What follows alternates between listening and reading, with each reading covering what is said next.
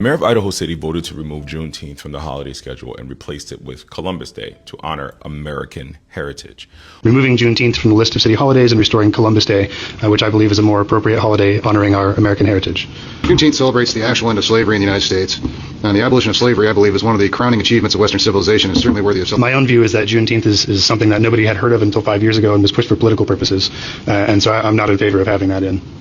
What's most annoying about this whole thing is that he himself, by all measures, wouldn't have even been considered American or white just recently.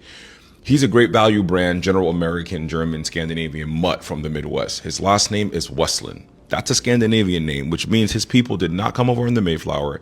They didn't fight in the Revolution. They came through Ellis Island, broke, desperate, and fleeing a Europe that couldn't feed them. And when they arrived, they obviously fully weren't American.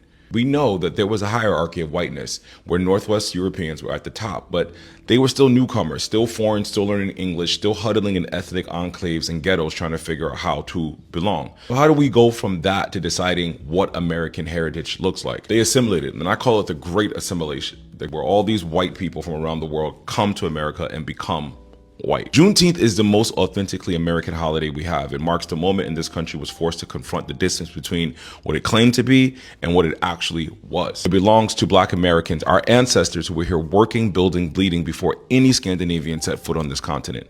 The people with the deepest claim to American heritage are indigenous people and Black Americans. Full stop. Not a man whose family fled poverty, Scandinavia and Germany, and got laundered through Ellis Island, forgot where they came from, and then decided to gatekeep history that was never theirs to begin with. Columbus Day wasn't even a real American tradition. It was invented by Italian Americans in the early 20th century, people who also were not considered fully white, as a bid for belonging. It was an assimilation tool, a way to say, we matter too. This was all a byproduct of the myth of whiteness in America, created in a way that white people could assimilate to one identity. And that assimilation of whiteness had a price, and they all paid it. They stopped talking about being poor and desperate and unwanted. You give up the part where your grandfather anglicized his last name so it sounded less foreign. In exchange, you get to be an American, the default, the standard. But as we all know, whiteness isn't real. Whiteness isn't an ethnicity. It's not a culture. It's not a heritage. There's no food, no music, no language, no spiritual tradition that belongs to whiteness.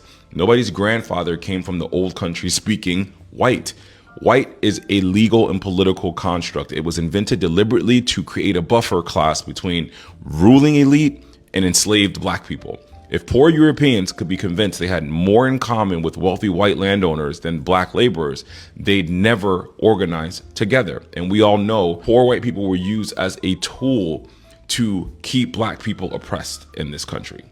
W.B. Du Bois called it the wage of whiteness, meaning you might not have money or power, but at least you weren't Black. You were not at the bottom. And that was enough to buy loyalty. So the Scandinavians and the Germans and the Italians and the Irish people who came here from completely different and distinct cultures with their own languages, their own history, their own traditions, they all eventually dissolved into one identity, white American. And everything they gave up to get there is gone, replaced by a mythology, pilgrims, founding fathers, Columbus, a story that wasn't even theirs, but that they adopted because it came with a membership card. America has never fully accepted that Black people are free and Americans, especially the Confederacy. And the reality is that regression we're witnessing in this country, where they're legally rolling back civil rights and protections under the law, and white people are singing the woe is me story, is all because whiteness as an identity can only successfully exist if it's superior to Blackness. And that's being threatened. Stay Black, stay blessed.